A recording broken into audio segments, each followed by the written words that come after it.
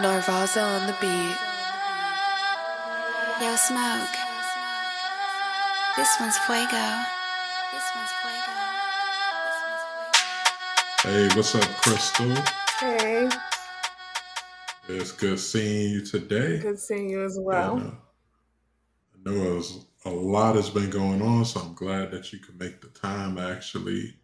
And, first, just want to do a little bit more background for our audience.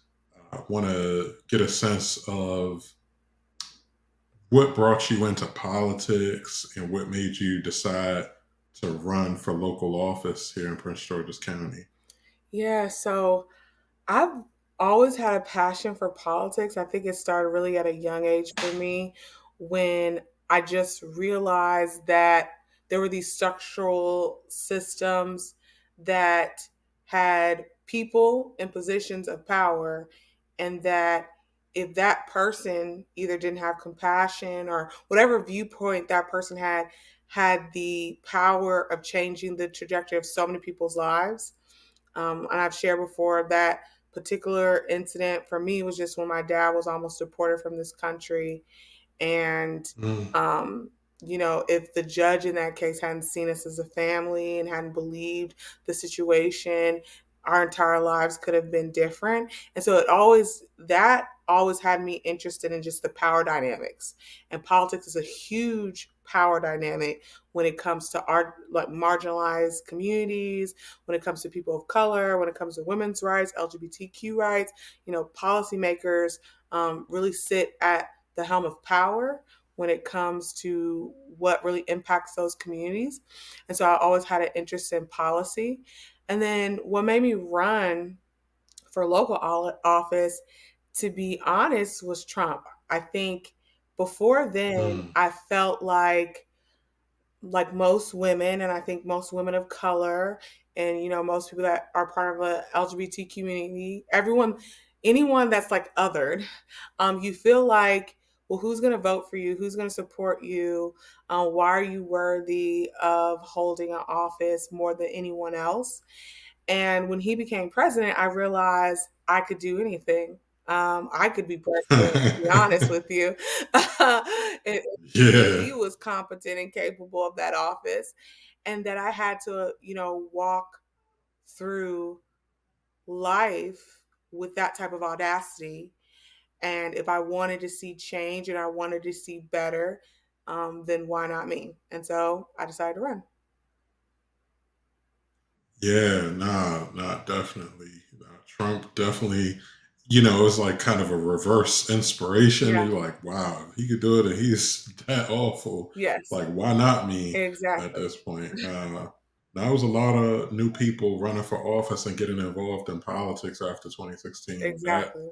definitely has been one of the good things that's come out of that, at least. Hmm. So I appreciate that. And just given that what you said about power dynamics here, I also recognize that you represent one of the most marginalized districts in Prince George's County. Could you say a little bit more about like the seventh councilmanic district? Yeah.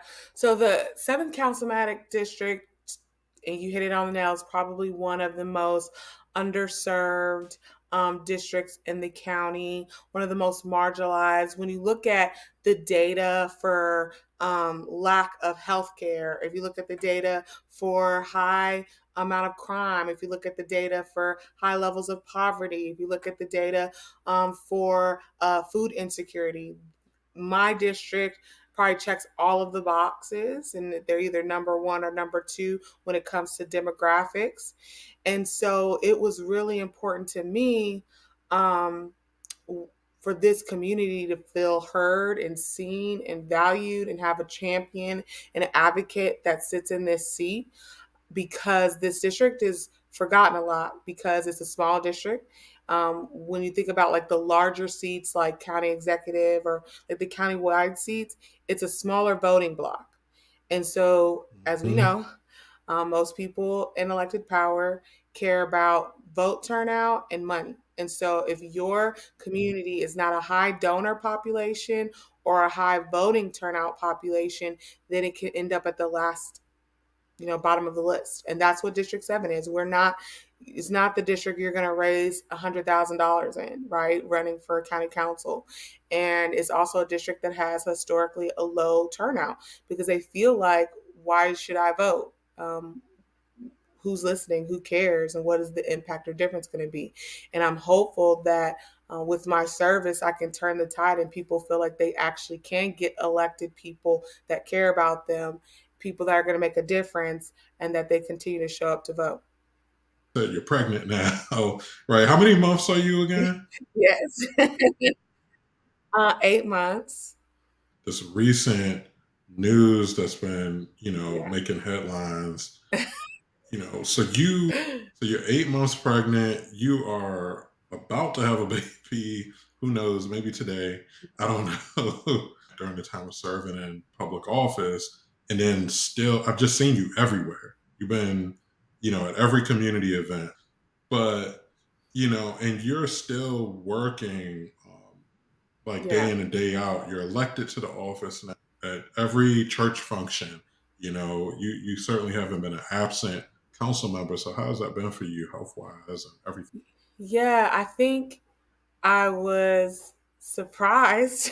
I me and my partner, we definitely talked about wanting children, but it's the first year of my term. So it's a lot of pressure, right, to show up and learning the ropes and understanding my position because it's always going to be a transition. Even though I've been in politics and local politics for a while, you're still always going to learn something new and have a learning curve when you're the actual elected official in the seat. So that has been challenging. I am, older, and so was already a high risk pregnancy, and there were some other concerns with some of the tests that came back. So it has been challenging for me physically. There were times where I ended up in the hospital needing fluids, or ended up in the hospital because we haven't really seen the movement for the baby that we'd like to see. And so I think for a lot of probably working women in a similar condition where they're in a job where it's high stress, where there's lots of expectations, where they have to be out, but they also are trying to do their best to maintain their health. It has been a challenge, and so I was looking forward to having a little bit of a break and the ability to focus on my health, and we'll see. So yeah, that brings us to what happened last week. So what was exactly going on? So somebody, I don't know if it was you or someone else, put forward like a proposal to kind of change the rules around voting for council members. Could you break that down for folks? Yeah, so um, like most, I think, legislative bodies and jurisdictions around the country during COVID, they had went virtual, right? Because it wasn't safe to meet in person. And so the council was virtual for 2 years plus almost. And when I was elected was the first year where we were transitioning back. And so we still had virtual voting for maybe the first month or two. Even though we were meeting in person, we still had that option as council members. And it was brought up that there could be a possible issue with us voting virtual because we hadn't formally changed our rules. So we halted voting virtual for all council members until we could look into formally changing the rules. At that time, maybe a month after, I found out I was pregnant and reached out to leadership to ask what the maternity policy was for council members.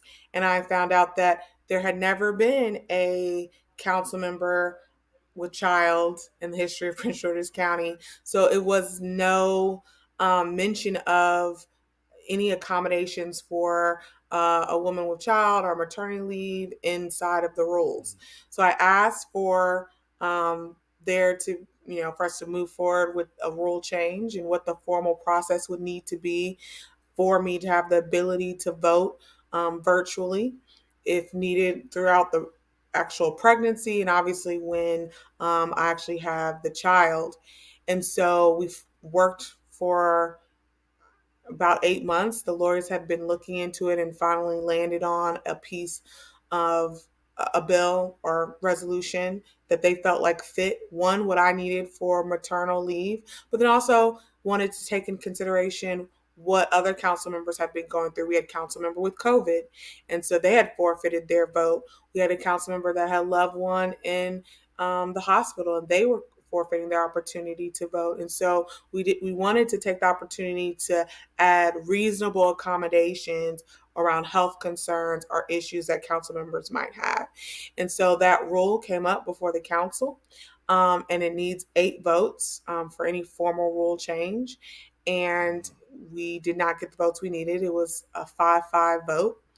Wow. And it was made clear that that reason for that vote was a power grab opportunity, because they didn't want me to have the opportunity to vote. Wow. So I wasn't aware that it required 8 votes total to change any rules. Mm-hmm. Wow, that's tough. Right. And also, like, this is clarifying for me because, like, a lot of people had the impression that this was only a rule change that would particularly benefit your situation, but it sounds like it's much broader than that as well. Exactly, exactly. I had been, um, the only council member really advocating at the time, because obviously I knew I was going on maternity leave. So I'm planning and I'm, putting pressure on, we have to adjust the rules. We have to look at this because there's no policy for maternity leave. And but I knew it was important, and so did the chair of the council, that we focused on all of the needs that we saw around reasonable accommodations, because it was important for us to strike a balance between, we understand the voters expect us to come in and go to work the same way they're expected to go in and go to work, and Yeah. so we were leaning against doing a vote virtual whenever you want to vote. But we also understand life happens, health issues happens for council members Yeah. and their loved ones, and it was important for us to find a balance between those two things. And we felt that this rule change did that. So you kind of alluded to some of what I think a lot of people heard in the News 4 story and others. It seems like you come with this proposal, and of course, you mentioned that it winds up going down on a 5-5 split vote. Hmm. Like, what was going on in that meeting? I think we can play the clip as well, but Hmm. what? Tell us what happened in the meeting. Yeah, I leading up to the meeting, I thought this was going to be a simple vote, right? So usually, if I have like controversial rules, like not rules, but resolutions or bills, I will make sure that I build an advocacy around it, make sure people know that come out and testify. But to me, this seemed very simple, like just a procedural change that we needed to do, for the council. And then no matter where we stand on the issues, we can all respect each other and understand that voters shouldn't be disenfranchised for issues like maternity leave or health. They should have still a vote on the council. So I was surprised when I realized that there was issues and concerns, and that the issue was that they wanted to deadlock the council with a 5-5 vote, so that nothing could pass, unless the minority bloc wanted it to pass. They also, one of the council members made it very clear that it was very personal, that he Mm. had a problem with me because he felt like I was too moral and self righteous, and that this was Too punishment. moral. I know. Um, to me, that's a Only in compliment. politics. Only in politics.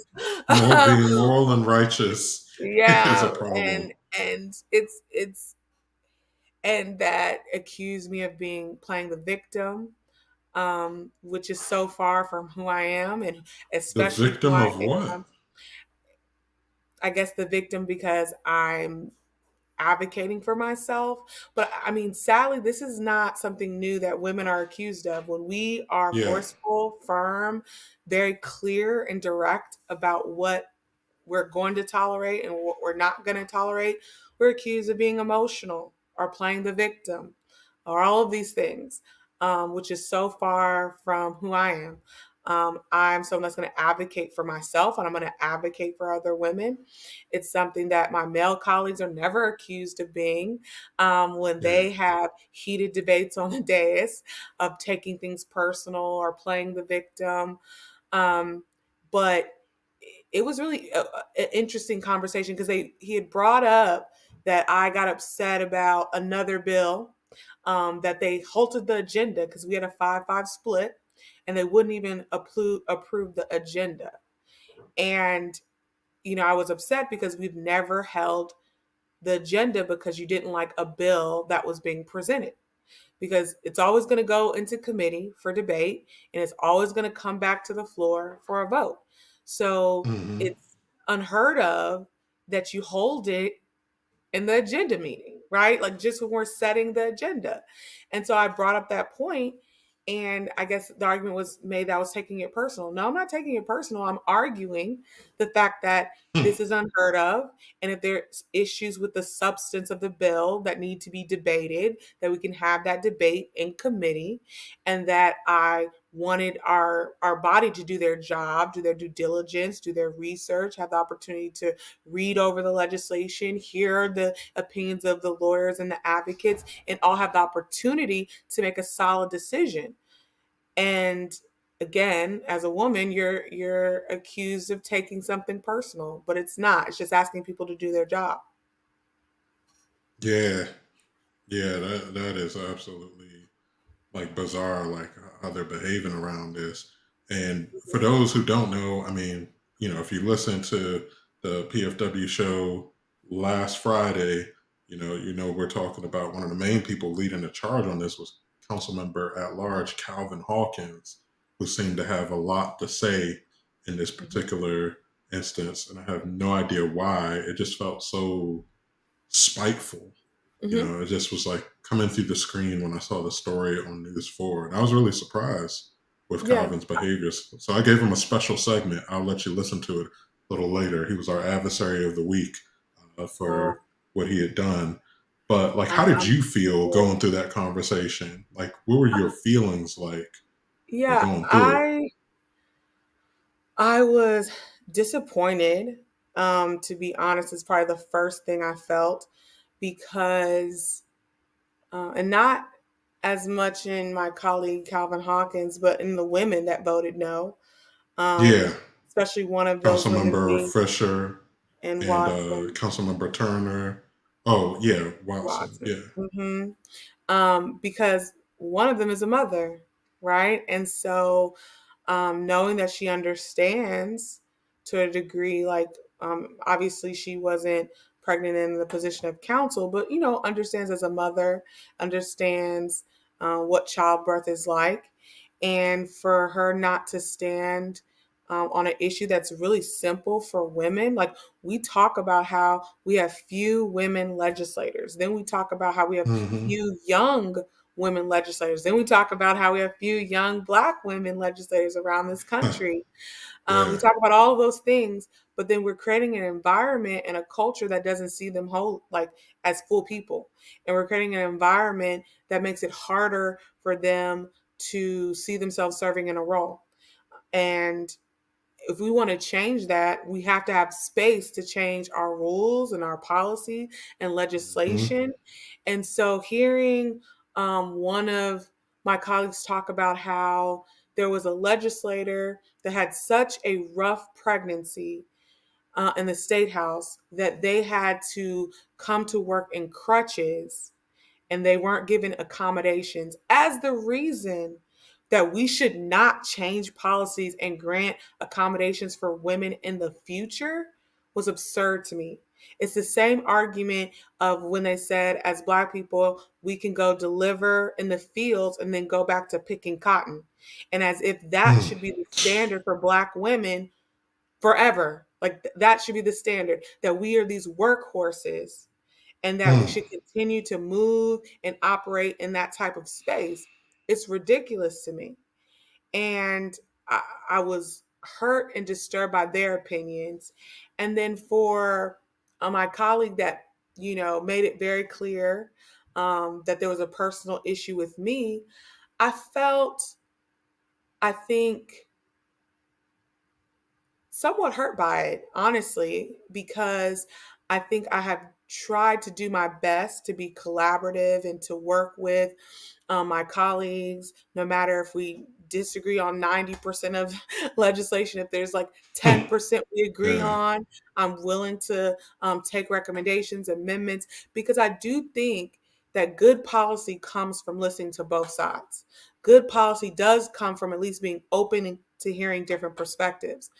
And so to have someone just blatantly um, lie or disrespect me as a colleague on the dais, a way I don't think they would have done a man on the dais, is hurtful. I think, my age and being female play into it, a level of respect that's given to me by some of my colleagues, but nothing's going to stop me. Like I said on the dais, I plan on continuing to advocate for these type of changes.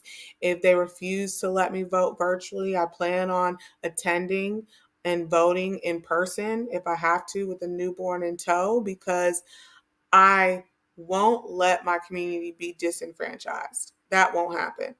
And so I think they just miscalculated who they were targeting, because I'm just not the one. So. Yeah. Well said there.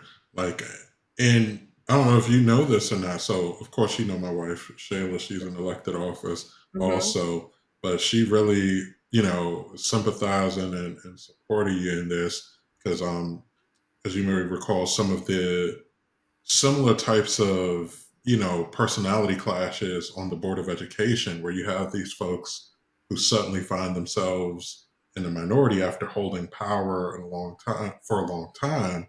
When Shayla had our first child, Layla, initially, I think it was around that time, they were trying to vote to remove all the progressives from office, if I'm not mixing Mhm. up my timing Mhm. or anything.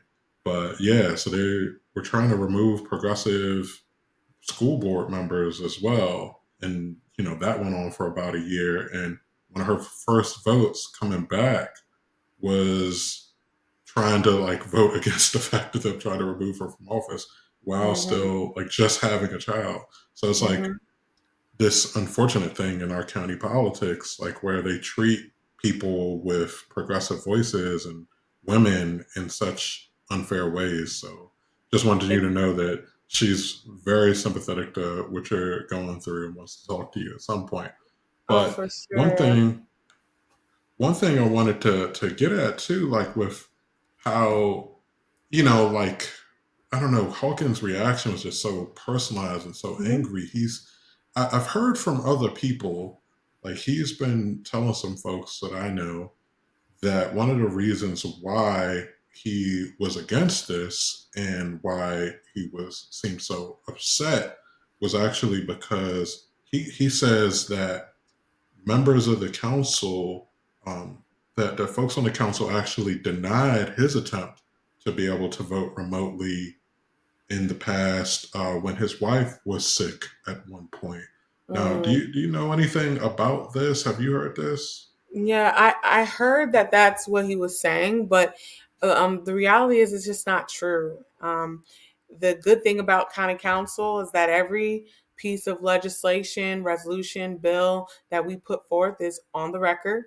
Every conversation that we have on the dais is on the record. And so there's never been a time that I was part of a county council meeting where he made a motion, put forth a resolution or a bill for a change in the rules to allow him the ability to vote virtual. It just didn't happen. Um, Wow. and so I think it's sad to use that as an excuse, to be honest, to cover up a bad decision in moment, um, instead of owning what you did and owning what you said. But the reality is, even for me, part of the reason I thought that the legislation should be broad enough to include a council member, and if a council member's family member was ill, was because of his situation and my Mm. sympathy to that situation, and how I felt like he should have had the opportunity to still have a voice and a vote. If that situation was ever to happen to him or any council member, uh, I think you shouldn't have to make a decision like that. Being with your loved one or coming in to vote. I think you can have the ability to do both. And um, so he voted against legislation that would have given him the opportunity to do that very thing that Wow. he's accusing us of denying him the opportunity to do. And the difference Oh my is goodness. that when I was in a situation, I didn't complain about it or just let it happen to me. I advocated for myself, and not just for myself. I advocated for every other councilman member, and I put pressure on leadership for months to put this legislation forward. And I did that not just to benefit myself, but to benefit all council members, but might need it now and might need it in the future. And I think the other part to this is also this is about, and I talked about this a bit in my segment on the last Friday.